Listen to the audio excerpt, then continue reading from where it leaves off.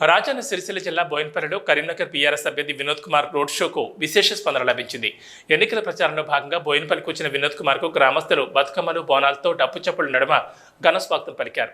Road show కార్యక్రమంలో మాజీ ఎమ్మెల్యేలు సుంకే రవిశంకర్, రత్మయ్యి బాలకృష్ణ పాల్గొన్నారు. తాను ఎంపీగా ఉన్నప్పుడు వీర్నపల్లి గ్రామాన్ని దత్తత తీసుకుని అన్ని రంగాల్లో అభివృద్ధి చేసినట్లే బోయినపల్లి గ్రామాన్ని దత్తత తీసుకుని అభివృద్ధి చేస్తానని వినోద్ కుమార్ హామీ ఇచ్చారు.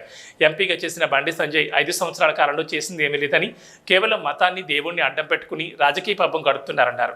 కాంగ్రెస్ పార్టీకి కరీంనగర్లో అభ్యర్థులే కరువయ్యారని, ఇప్పటికీ ఆ పార్టీ అభ్యర్థి ఎవరో తెలియని పరిస్థితులు ఉన్నాయన్నారు.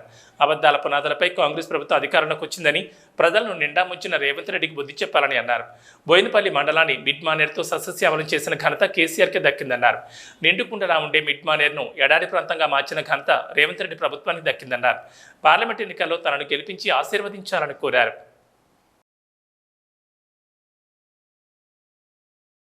అడవి ప్రాంతంలో ఉన్నటువంటి వీర్నపల్లి గ్రామాన్ని దత్తత గ్రామంగా ఎంపిక చేసుకొని దాని బ్రహ్మాండంగా అభివృద్ధి చేసి దేశంలో పడనే మొదటి 5 గ్రామాలుగా పోటీ పడి ఇవాళ నేను అంత గొప్ప వీర్నపల్లి గ్రామం చేసిన. మా కొండయ్య అన్నాడు, అన్నాను ఒక హామీ ఇవ్వాలి అన్నాడు, నీ గెలుపు ఖాయము. నువ్వు గెలిచిన తర్వాత సంసద్ ఆదర్శ గ్రామ యోజన కింద బోయినపల్లి గ్రామాన్ని స్వీకరించాలని చెప్పి నువ్వు తప్పనిసరిగా ఈ గ్రామాన్ని సంసద్ ఆదర్శ గ్రామ యోజన అంటే దత్తత గ్రామంగా మొదలే చెప్తున్నాను. నా ఉపన్యాసం కంటే మొదలే చెప్పి ఇది బ్రహ్మాండంగా దీన్ని తీర్చిదిద్దుతాను. నేను గత ఎంపీ ఉన్నప్పుడే ఈ సింగిల్ రోడ్డును డబల్ రోడ్డుగా మార్పించి నేనే ఆ రోజు ప్రతిపాదన పెట్టి ఈ సింగిల్ రోడ్డును డబల్ రోడ్డుగా చేయించిన. ఇటు 8 కిలోమీటర్లది గంగాధర, అటు మరి కొదురుపాకు ఉన్నది, మధ్యలో ఉన్నది. దీన్ని బ్రహ్మాండంగా తీర్చిదిద్దుతాం. రైల్వే స్టేషన్ వచ్చింది ఇక్కడనే. ఇలా కరీంనగర్ నుండి కొత్తపల్లి మీదిగా బోయినపల్లి మీదికెళ్ళి కోర్రం మీదికెళ్ళి వేములాడ దగ్గర పోయి వేములాడ నుంచి సిరిసిల్ల పోయి సిద్దిపేట దాకాకి వేయాలి. సిద్దిపేట జిల్లా ఆల్రెడీ రైలు నడుస్తుంది.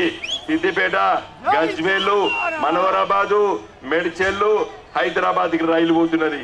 ఇక్కడ రైల్వే స్టేషన్ పక్కకి నేను ఇంకా 50 ఎకరాల భూమి దొరికితే తీసుకోవాలని చెప్పి ప్రతిపాదన చేస్తా. శివాలు వెళ్తే మాయ అనేటోళ్ళు కావాలా? ఉద్యానం నుంచి కుదురుపాక దాకా 4 లైన్ రోడ్ తెచ్చి మరి ఇంత అభివృద్ధి చేసినటువంటి 36 కోట్లు తెచ్చినటువంటి వినోదాన్ని కావాలని ఒకసారి ఆలోచన చేయాలి. కనుక మిత్రులారా, మీరందరూ కూడా కేసీఆర్ గారు వచ్చిన తర్వాతనే మన ప్రాంతం, మెట్ట ప్రాంతం, ఎడారి ప్రాంతం, ఈ ప్రాంతం అంతా కూడా సముద్రాన్ని కల్పించే మిడుమానేరు వచ్చింది.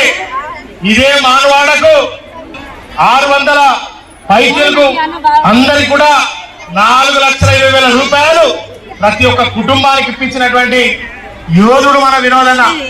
2 లక్షల రూపాయలు 18 ఏళ్ళు వెళ్ళినటువంటి వాళ్ళందరికీ కూడా ఇప్పించినటువంటి మన వినోదన్న. కనుక ఇవాళ కాంగ్రెస్ వాళ్ళు వచ్చారు. అమ్మా 4,000 పెన్షన్ వస్తుందా? అమ్మా 4,000 పెన్షన్ వస్తుందా? అయ్యో అబద్ధాలు చెప్పి కాంగ్రెస్ ఓటేసుడా మనం 2,000 రూపాయల పెన్షన్ ఇస్తాను ఇచ్చిన కేసీఆర్ కు మన వినోదన్నకు ఓటేసుడా. తులం బంగారం వచ్చిందా చెల్లి? తులం బంగారం వచ్చిందా? మరి అబద్ధాలు ఆడే కాంగ్రెస్ ఓటేసుడా పని చేసే మరి నిజాలు చెప్పేటువంటి పని చేసేది మనకు అండగా ఉండేటువంటి వినోదన్నకు మనం ఓటేసిన ఒకసారి ఆలోచన